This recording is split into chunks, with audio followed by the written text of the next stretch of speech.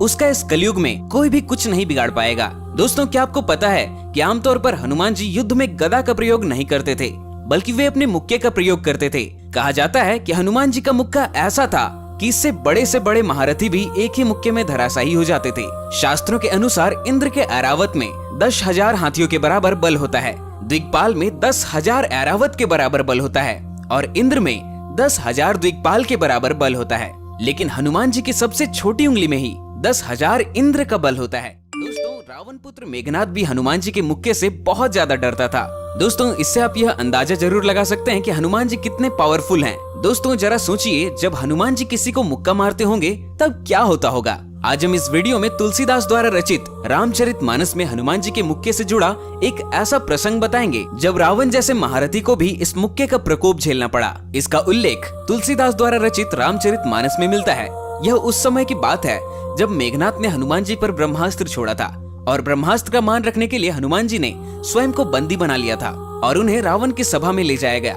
वहाँ रावण के सामने हनुमान जी की कई विशेषताओं पर बात हो रही थी, जैसे कि हनुमान जी का अपार बल, उड़ने की शक्ति और विराट रूप धारण करने की शक्ति इत्यादि। उस सभा में सबसे ज्यादा प्रसंग हनुमान जी के मुक्के की ही हो रही थी। जब रावण ने हनुमान जी के मुक्के की प्रशंसा सुनी तो उसने हनुमान जी से कहा, आपका मुक्का बड़ा ताकतवर है, आओ जरा एक एक मुक्के का युद्ध हो जाए। फिर हनुमान जी ने कहा, ठीक है, पहले आप मारो। रावण ने कहा, मैं क्यों मारूं, पहले आप मारो। फिर हनुमान जी कहते हैं कि आप पहले मारो, क्योंकि मेरा मुक्का खाने के बाद आप मारने के लायक ही नहीं रहोगे, इसलिए पहले आप ही मार लो।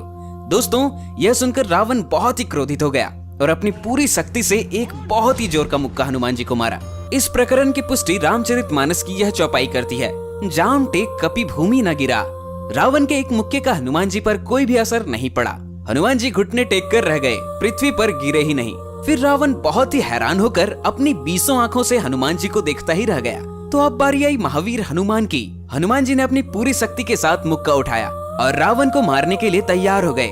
तभी ब्रह्मा और शिव जी बेहद ही घबरा गए। ब्रह्मा जी बोले, रोको रोको, कहीं मुक्का रावण को लग गया और वह मर गया, तब श्री राम का तो अवतार ही असफल हो जाएगा।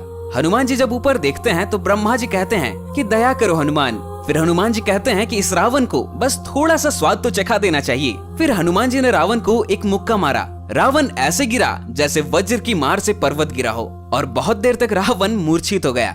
रावण को जब होश आया तब वह हनुमान जी के बल की प्रशंसा करने लगा कि हनुमान तुम इतने बलशाली हो। तो हनुमान जी ने कहा, ब्रह्मा और शिव जी ने असली बल तो तुम्हें दिखाने ही नहीं दिया, बल तो तब देखते जब तुम बोलने के लिए जिंदा ही न बच पाते।